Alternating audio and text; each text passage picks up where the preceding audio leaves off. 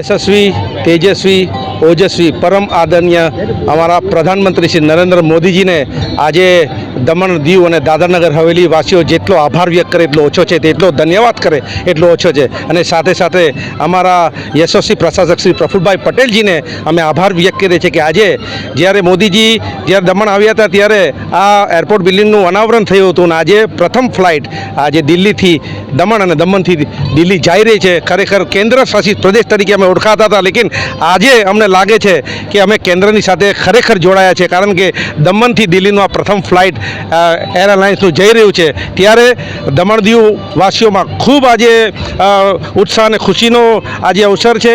અને આજે તમે જોઈ શકો કે કેટલા હર્ષ અને ઉલ્લાસથી લોકો અહીંયા ભેગા થયા છે, જોવા આવ્યા છે, નિહાળવા માટે આવ્યા છે.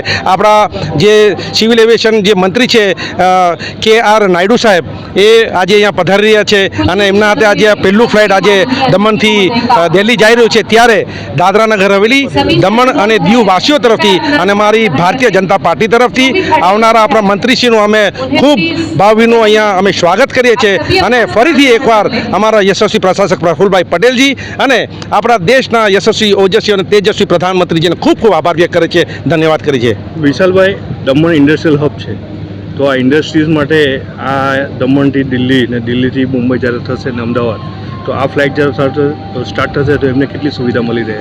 તમે જુઓ કે આજે પાછલા જે 10 વર્ષની અંદર જે વિકાસ આ પ્રદેશમાં માનનીય પ્રશાસક પ્રફુલભાઈ પટેલજીના નેતૃત્વમાં થયો છે એ તો આજે આપણે લોકો જોઈ શકીએ છીએ.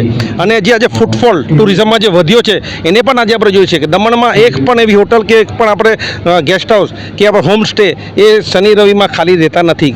એનાથી આપણે જોઈ શકીએ છીએ કે દમણમાં આજે ટુરિઝમ ખૂબ ઉપર જઈ રહ્યું છે. એની સાથે સાથે જે ઇન્ડસ્ટ્રીઝમાં આજે એક સારો અહીં જે પ્રશાસનિક વ્યવસ્થા છે, જે સારો માહોલ છે, જેનાથી ઇન્ડસ્ટ્રીઝ જે છે પણ આજે આકર્ષી રહે છે આ પ્રદેશમાં. તો આ જે ફ્લાઇટ જે ચાલી રહ્યો છે, જે આજે પ્રથમ ફ્લાઇટ દમણ દિલ્હી, દિલ્હી દમણ ચાલી રહ્યું છે, આવનારા સમયમાં જે દીવથી દમણ, દમણથી ગોવા, દમણથી મુંબઈ અને અમદાવાદ આ સેક્ટર જ્યારે ચાલુ થઈ જશે તો એનાથી સૌથી મોટો જે લાભ છે અમારા ઇન્ડસ્ટ્રીલિસ્ટને, અહીં આવનારા પ્રવાસીઓને અને આસપાસના વલસાડ જિલ્લાના તમામ જે આપણા રહેવાસીઓ છે, ઇન્ડસ્ટ્રીલિસ્ટ છે, એ બધાને આ એરપોર્ટ ઉપયોગમાં આવવાનો છે. આ એક કહે ને કે બેકબોન તરીકે આ એરપોર્ટ સાબિત થશે અને ટુરિઝમમાં ખૂબ મોટો ચાર લગાવશે.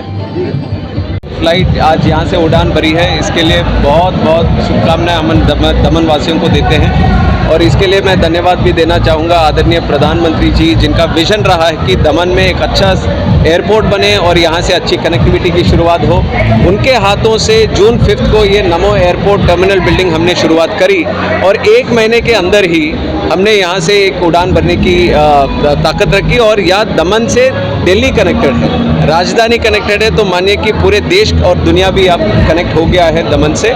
आगे जाते हुए हम कोशिश करेंगे कि दमन को कि जितना यहाँ पे पोटेंशियल अभी देखने को मिल रहा है कि दुनिया, देश के, इंडिया के कोने कोने से लोग यहाँ पे हैं. मैं आंध्रा से आता हूँ, अभी मेरे आंध्रा के भी लोग यहाँ पे मिले.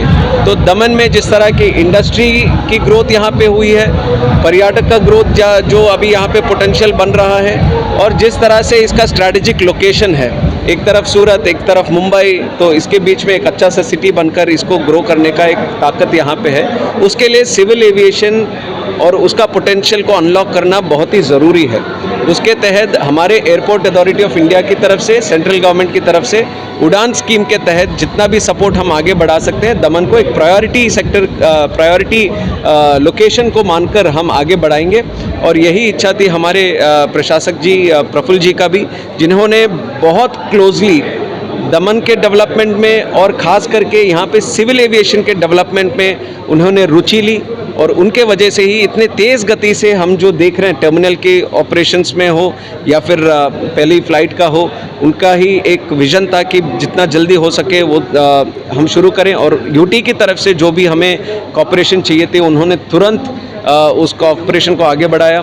कोस्ट गार्ड के भी हम बधाई देना चाहते हैं, जिन्होंने सिविल ऑपरेशंस के लिए शेयरिंग बेसिस पे ये एयरपोर्ट वो सुविधा हमें बढ़ाई. और हमारे एलायंस एयर, जिन्होंने आकर जब हमने रिक्वेस्ट किया कि तुरंत यहाँ से स्टार्ट करना है, तो एलायंस एयर ने भी ये कदम आगे लिया और यहाँ पे कनेक्ट किया. तो हमारा कोशिश रहेगा कि मुंबई, सूरत,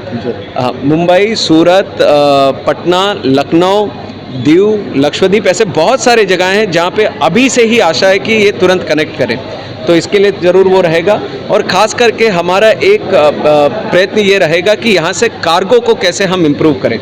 जैसे मैंने बताया, इंडस्ट्री काफ़ी सारी है और हमारे प्रफुल्ल जी का भी रिक्वेस्ट है कि यहाँ पर इंडस्ट्री को और ताकत देने के लिए, जो यहाँ पे फार्मा इंडस्ट्री हो या फिर कुछ और अन्य प्रोडक्ट्स जो बनाते हों, या फिर ख़ास करके यहाँ पे एक्वाकल्चर जो प्रोड्यूस रहता है। अब आप सोचिए, अगर रोड या रेल से जाना हो तो 1 दिन 2 दिन भी लग जाते हैं कार्गो के लिए। अब तुरंत विद इन आवर्स यहाँ से जो कार्गो है देश में कहीं पे भी आप पहुँचा सकते हैं। तो वो ताकत अभी एयरपोर्ट दमन को देता है। तो उसके लिए कार्गो इंफ्रास्ट्रक्चर जो यहाँ पे डेवलप करना है उस पर भी ध्यान देकर वो तुरंत उसका इंफ्रास्ट्रक्चर भी यहाँ पे बनाएंगे, जिससे लोकल इंडस्ट्री को, लोकल व्यापारियों को, स्टार्टअप्स को या फिर फिशरमैन को, सबको एक ताकत मिले। ये एयरपोर्ट सिर्फ केवल ट्रैवल डेस्टिनेशन के लिए नहीं, बट अन्य इकोनॉमिक एक्टिविटी के लिए, एक लार्जर इम्पैक्ट, जॉब क्रिएशन के लिए, उस सब में भी ये सिविल एविएशन इंफ्रास्ट्रक्चर कैसे इस्तेमाल करें उसके ऊपर हम ध्यान देते हुए इसको आगे बढ़ाएंगे। नमस्कार मित्रों, હું નીરવ ભટ્ટ। જનમંચ ન્યૂઝ ચેનલને આર્થિક મદદ થાય તે માટે હવે સબસ્ક્રાઇબની સાથે સાથે તેની જ બાજુમાં જોઈન બટન આવ્યું છે। તો દર્શક મિત્રોને અપીલ કરવામાં આવે છે અને વિનંતી કરવામાં આવે છે કે જોઈન બટન દબાવી તેમાં 4 ઓપ્શન છે। 4 ઓપ્શન તમે માસિક આર્થિક મદદ જનમંચને આપી શકો છો। તમે જનમંચ ન્યૂઝ ચેનલના મેમ્બરશીપ લઈને આર્થિક મદદ મળે તો જનમંચના હાથ મજબૂત થઈ શકે અને અમે પણ આ રીતે અવિરત સમાચાર આપી શકીએ। ધન્યવાદ। દમણની જનતા માટે ખુશખબર। ઈ નેસરવાનજી એન્ડ કંપની પેટ્રોલ પંપની બીજી શાખા બામણપૂજા ચેકપોસ્ટ પાસે એટલે કે બામણપૂજા કોસ્ટલ હાઈવે 4 રસ્તા પર આવેલા ઘડિયાળ નજીક મોટી દમણ ખાતે શરૂ થઈ ચૂકી છે। હવે આપને સીએનજી ભરાવવા માટે દમણ છોડી અન્ય રાજ્યમાં જવાની જરૂર પડશે નહીં। નાની દમણ ખાતે આવેલા E Nesarwanji and company petrol pump આપના માટે લાવ્યા છે સીએનજી પંપની સુવિધા। E Nesarwanji and company petrol pump કાર્યક્ષમતા, સગવડતા અને ઇકો ફ્રેન્ડલીનેસ પર ધ્યાન કેન્દ્રિત કરીને ઉચ્ચ સ્તરની ઈંધણ સેવાઓ પ્રદાન કરે છે। દમણના મધ્યમાં સ્થિત અમારી આધુનિક સુવિધા તમારા વાહન માટે સ્વચ્છ અને કાર્યક્ષમ ઉર્જા સુનિશ્ચિત કરીને પેટ્રોલ, ડીઝલ અને સીએનજીના વિકલ્પો પ્રદાન કરે છે।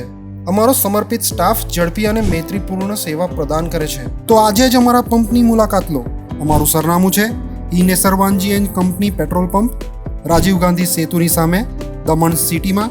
અને અમારી બીજા શાખાનું સરનામું છે E Nesarwanji and company petrol pump, Bamanpuja coastal highway 4 રસ્તા પર આવેલા ઘડિયાળ નજીક, બામણપૂજા ચેકપોસ્ટ પાસે, મોટી દમણ।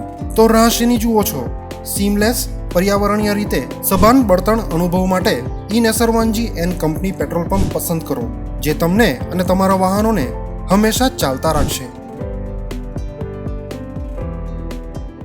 દમણમાં પ્રખ્યાત યસ સિરામિક એન્ડ પ્લાયવુડ, જે છેલ્લા 20 વર્ષથી મોટી દમણમાં કાર્યરત છે, જ્યાં તમને sanitary wares, tiles, fancy CP bath fittings and accessories, PVC pipe fittings, SS sink, water tanks and plywood વગેરે।